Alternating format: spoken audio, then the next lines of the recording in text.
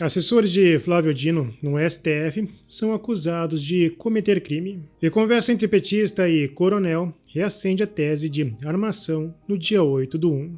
Eu sou Marcelo Pontes e este é o Verdade Política, um canal que busca revelar o filme preto e branco da nossa política.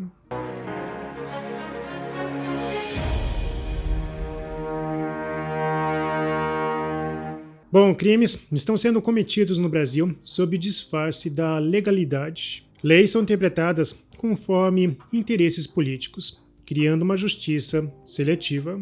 O discurso jurídico camufla abusos de poder, enquanto opositores são alvos e aliados são blindados.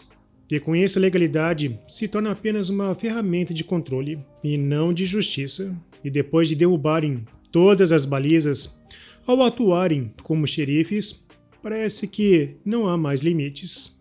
O Estadão publicou: assessores de Dino acessam 130 vezes sistema da PGE em possível atuação criminosa.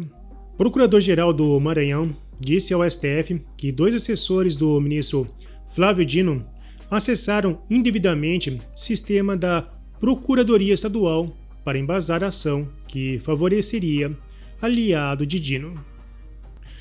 Segundo a denúncia, os assessores de Dino buscaram documentos relacionados a uma ação judicial no STF. A ação foi movida pelo partido Solidariedade contra o governo estadual do Maranhão. O alvo é Carlos Brandão, um aliado de Dino. Recentemente, em uma entrevista ao Globo, ele criticou a interferência política dentro do STF. No caso do TCE, está atrapalhando muito o funcionamento da instituição. Considero muito ruim para o Estado. Tem um grupinho no Estado ligado ao ministro, que cria essa situação e leva a nível de Supremo. O que a gente esperava é que não tivesse interferência do Supremo. Lamento muito isso. É muito ruim o judiciário entrar nessa esfera. Espero que seja resolvido. Tentei algumas vezes, mas não prosperou. Acho que depois de governar, é preciso esquecer que foi governador. Quando tem muita interferência, começa a ter problema. Estamos politicamente afastados, mas não rompidos. E o Procurador-Geral do Maranhão, Valdênio Caminha, afirmou: somente uma investigação realizada pela PGR e pelo STF chegará às minúcias desta possível atuação criminosa. Bom, o grande problema no Maranhão é que o nepotismo é cultural. E é claro que, apesar de ser crítico, Dino e seus aliados não fogem deste quadro. Bom, uma ação direcionada é bastante suspeita e sim, necessita de investigação, mas não pelo STF, pois neste caso, ele é alvo. Bom, é claro que Dino está novamente no centro de mais uma polêmica, lembrando das câmeras apagadas do dia 8/1. Bom, e falando no dia 8/1, este não foi o único escândalo do dia. Na sequência, o Estadão publicou: ex-procurador de Dirceu aconselhou o coronel da PM no 8/1 e prometeu cargo no governo Lula.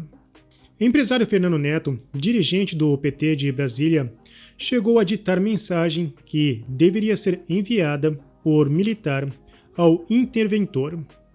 Procurados, ele, o Palácio do Planalto, não quiseram comentar, e o coronel Jorge Eduardo Naime disse que petista se apresentava como parte da equipe de transição.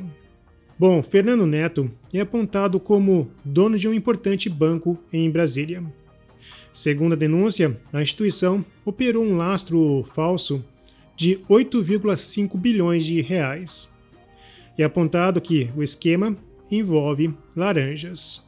Fernando Neto usava a firma para acessar ministérios e o Congresso, e com isso conseguir vantagens políticas. Entretanto, o mais chocante foi a conversa entre os dois. Bom, o coronel Naime foi peça fundamental no quadro que permitiu o vandalismo no dia 8/1. Os dois personagens nesta peça portanto, é o Coronel e Fernando. No celular de Naime, o nome salvo é Fernando Neto PT. Naime afirma que Fernando se apresentou como articulador e membro da equipe de transição do governo Lula. Bom, a conversa sugere que houve uma verdadeira armação, um verdadeiro teatro, para que ocorresse o 8 do 1. Fernando Neto começa sugerindo a Naime como se apresentar ao interventor, que o comandante-geral foi afastado, que você é o comandante das operações especiais, que estava de férias. Só que você, visto a situação, se colocou à disposição para retornar das férias e assumir as operações a partir de agora. Se coloca à disposição dele e fala que você está integralmente à disposição. Tira do teu colo, pelo amor de Deus, só isso. Após o ato de vandalismo, Naime passou a enviar muitas mensagens a Fernando, um verdadeiro teatro. Já limpei o Congresso, o Planalto e o STF, seguindo para a rodoviária. Bom, neste caso, o que será que foi limpado? Seria as câmeras? Na sequência, Fernando deu uma nova orientação ao militar. Pede para a galera ir segurar os ônibus e não deixar sair nenhum ônibus de Brasília, porque a AGU já pediu a prisão deles aqui.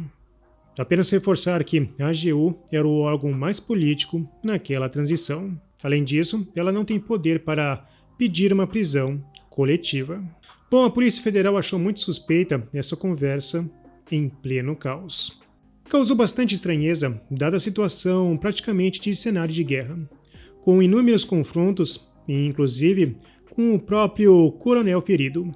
O fato de Naime ficar passando informações policiais praticamente em tempo real a Fernando. Após alguns dias, Fernando garantiu que, se algo ocorresse com sua carreira, ele tinha uma vaga garantida no governo de Lula. Se não voltar para o comando geral com Celina, vou te mandar para o governo federal. Bom, e claro que tudo isso é de uma gravidade gigantesca. Bom, ficou comprovado que foi emitidos alertas antes do dia 8 do 1, e tudo indica que houve um grande esforço para que este dia ocorresse. Afinal, todas as linhas de defesa falharam absurdamente. Os alertas foram emitidos, os alertas foram dados, e ele cita, inclusive, nominalmente, o alerta, a advertência que foi feita ao general G. Dias, que comandava o GSI. E diz mais, que a alteração de documento público encaminhado ao Senado Federal foi feita por ordem, por determinação do general G. Dias. E diz mais, que quando fala ao telefone com o general G. Dias na manhã do domingo do dia 8, o próprio G. Dias vai dizer a ele que, ciente da situação, temia o pior. O general G. Dias sabia de tudo, mas pelas evidências coletadas até agora, nada fez para impedir ou para dificultar a ação daqueles que invadiram o Palácio do Planalto, bem como os demais palácios públicos. Hoje nós tivemos um depoimento que começa a revelar um nível de omissão intencional que pode ser caracterizado como crime.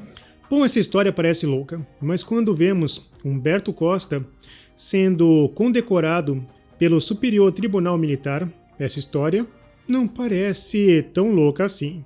O Senado entrou com um requerimento para colocar essa história a limpo. Aprovado também. O senador Girão também quer fazer um esclarecimento da comissão. Eu gostaria de fazer um aditamento, se for possível, também chamando o próprio Coronel Naime para que ele venha a essa comissão, porque essa é a matéria hoje, agora, do Estado de São Paulo, do jornal Estado de São Paulo, que diz que ex-procurador do José Dirceu aconselhou o coronel da PM em 8 de janeiro e prometeu cargo na gestão do governo Lula. Então, é do mínimo assim, estranho essa situação, então eu queria pedir só esse adiantamento para a gente chamar os dois. Está em discussão o aditamento feito pelo senador Dado Girão. Bom, se você apoia o Verdade Política, não se esqueça, curta, comente e compartilhe. Clique no sininho para você receber as nossas notificações. E vamos continuar na luta em prol da verdade.